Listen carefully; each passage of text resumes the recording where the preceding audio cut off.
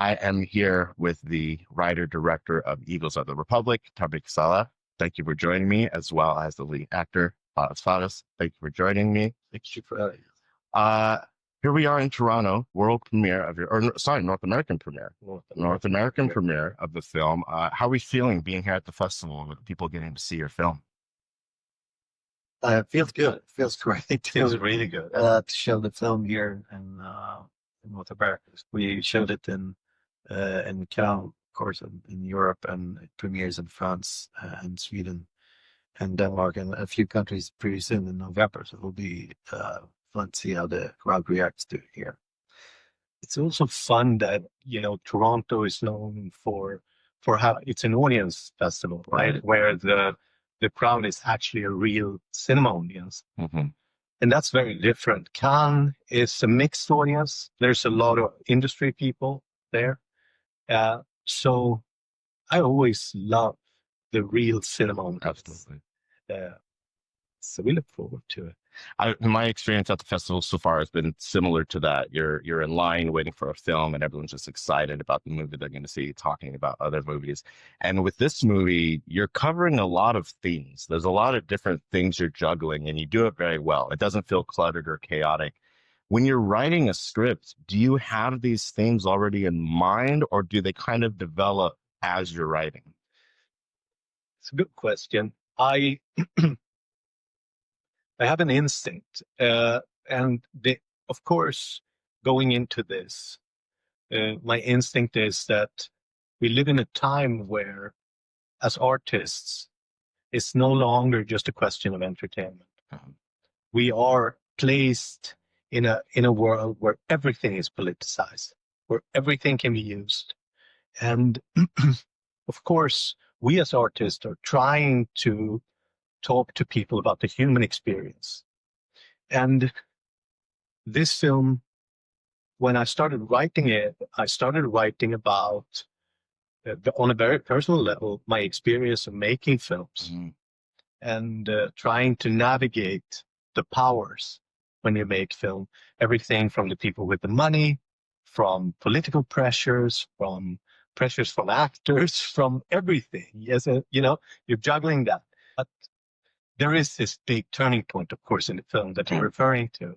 And that came to me as a big surprise when I wrote it. That when I came, I remember exactly the week date when it happened. Actually, it was a Thursday. My wife don't allow me to write on weekends. Oh. So on a Thursday, I was typing and I was like, oh my God, this is where it's going. And I was like, I'm not going to be able to finish this last act on a Friday. That's not going to happen. I need 3 days to finish the last act. So the whole weekend was sort of a feverish feeling of like understanding that, oh my God. And I don't want to spoil it, but you know the turning point. So it came as an absolute surprise to me. And of course it had big consequences, and I believe that as a storyteller, you need to surprise yourself. Otherwise, there is no way you're going to surprise the audience, So it's a scary place to be, to surprise yourself. I imagine when you got to that point of the third act, it's like a eureka moment, like, oh, this is it, Fadas, you carry a lot of the film and you do an exceptional job. Unfortunately, I'm not super exposed to a lot of your work, but with that being said, I feel like I can't imagine anyone else in the role. I'm curious, were there aspects for you playing an actor that overlap your life, whether it be pressure similar to what Tarik's speaking to, or like, how did you approach that, playing an actor? It's the actor George Fahmy is so far away from the actor myself, because it's like we live in completely different worlds. I've been doing this for a long time, and it's just that we're much more down to earth than George Fahmy is. So he's kind of like a larger than life type of human and character, and to me, I based it more. It was fun to actually play an actor that is larger than life, to be like as to not just be a star, to live like a star. And based on like actors like Marcello Mastroianni, Humphrey Bogart, the type of, it's like a different generation of actors, different like where they were like they were considered being more like gods or icons or than actors, and they behaved that way towards other people around them and near them. So that was lots of fun to do. And I grew up in Lebanon before moving to Sweden in 1987. Uh, and the Egyptian cinema, because I'm Lebanese, the Egyptian cinema is like the Hollywood of the Arab world. So I grew up with these type of actors. It was really, really fun to delve into that world and do something. I found within the first, I want to say maybe it's in 15 minutes, and I don't think this is necessarily a spoiler, but the band Pink Floyd comes up. It would be a disservice as the people that know me that I didn't mention that in this conversation. As soon as I heard that, I'm like, oh, I'm in. So I have to ask, is there significance to picking that band specifically in the story? Because it comes up again. You see posters in the background, things like that. I love Pink Floyd. It's just guilty as charged. But like, yeah, Pink Floyd to me is probably one of the most important inspirations. And it also has significance because these bands mean something else in the Middle East. You know, like people's cliche image of the Arab world is this thing where you just see the news, people screaming and yelling and throwing things.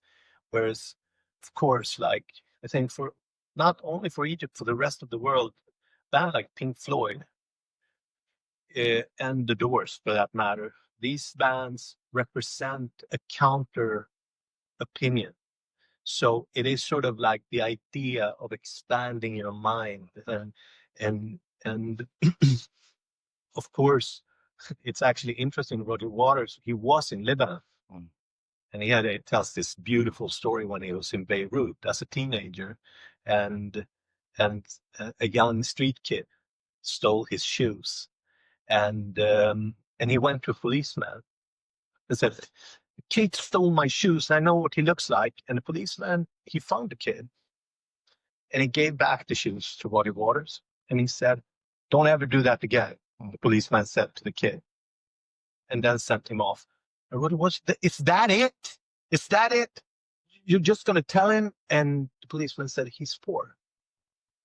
And that had a huge impact on Roger Waters as understanding sort of the empathy of that, what else am I going to do, And I think that, I mean, for me, when I was in art school in Alexandria as a teenager, Pink Floyd was everything we listened to, me and my colleagues, and we found meaning in it. And, maybe we were a little high at the time and, there were things.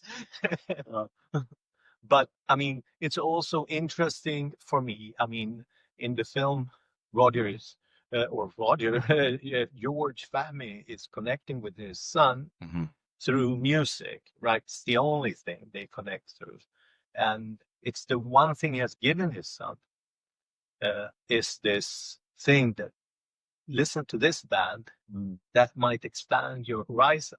And of course, anyone who knows Pink Floyd knows that Roger Waters, and especially The Wall, is a lot about the relationship with a father that just disappeared to a war, and never came back, and that's sort of what George has done in a way, just disappeared, Right. I mean, I could do a whole interview just talking about Pink Floyd. I guess. But it's a question for you. I'm wondering, when you first read the script, what about it really spoke to you to be like, this is something I'm interested in. This is something I want to tackle. Was there certain challenges that maybe were unique, or what really spoke to you? There is a challenge to this character in a way, because it's like he's not really likable. He's not really, he doesn't behave that well towards people that are so close to him, like his son and his ex-wife, and even his girlfriend. he, but on the other hand, he's being nice to people that he doesn't really know, like the neighbor's son, because it's part of the image in a way. And then after a while, he started like, because when I spoke to Tarik, it was like, how do we make this? It's kind of a challenge to make this character because we need to follow this guy throughout the film, and I think I'm in every frame, almost at least.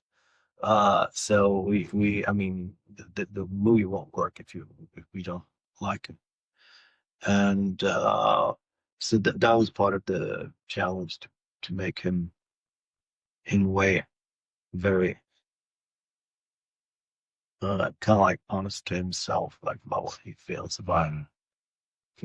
I mean, he in the beginning he thinks that he's the king of the world, that he can control everything, and then he starts losing that control, and it becomes more and more him in a way, and that makes him when people start losing control, then you start liking them in a way, So I guess that was the biggest challenge in it, but it was lots of fun to just do an actor and then the cinema, like do this like film about a film and all that stuff.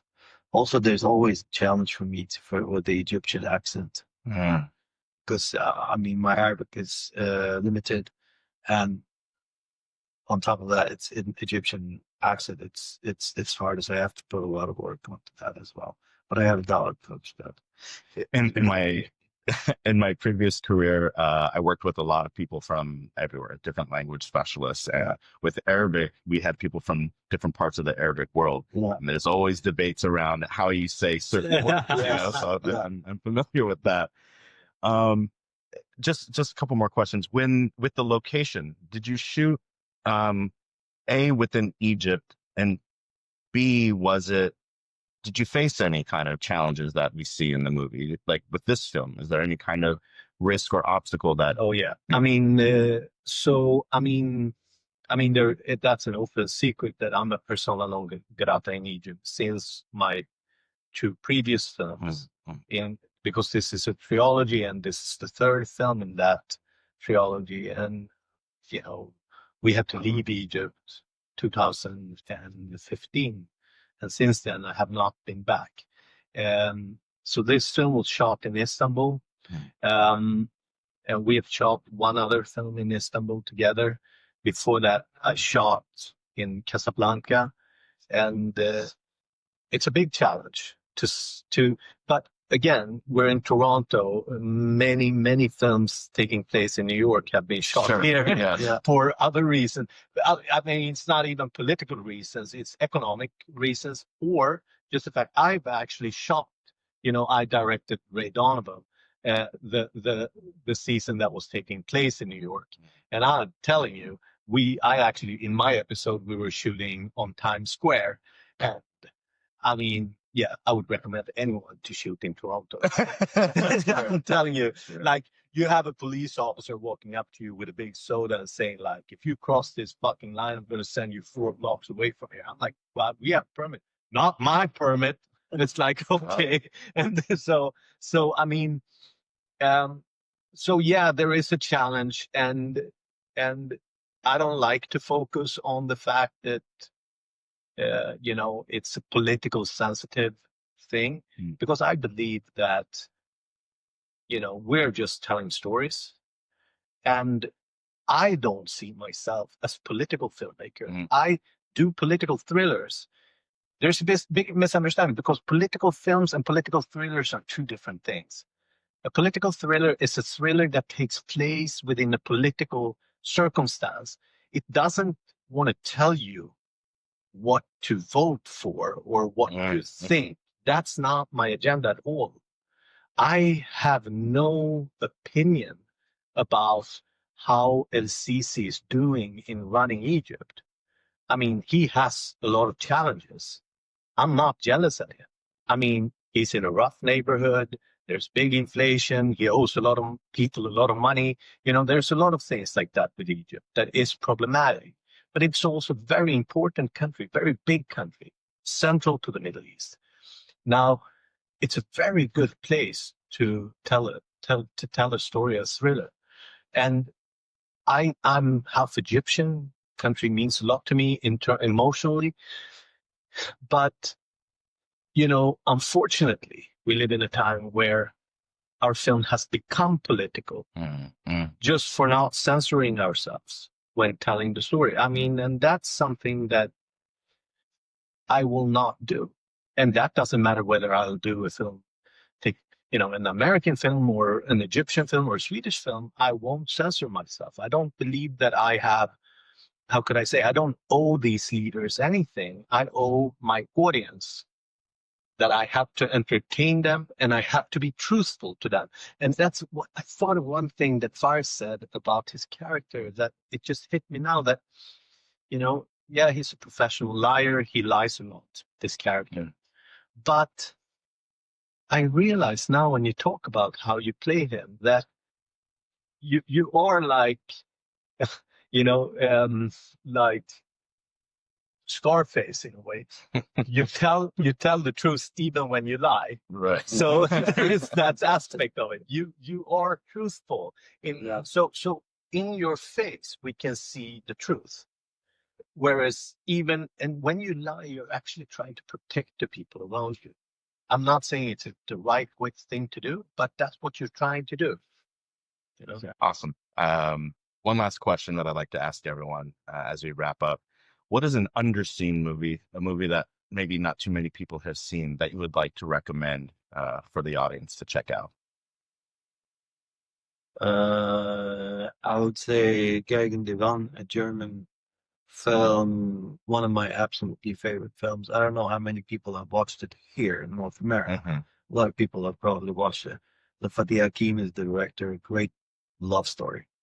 And of course, Liam, The Hate.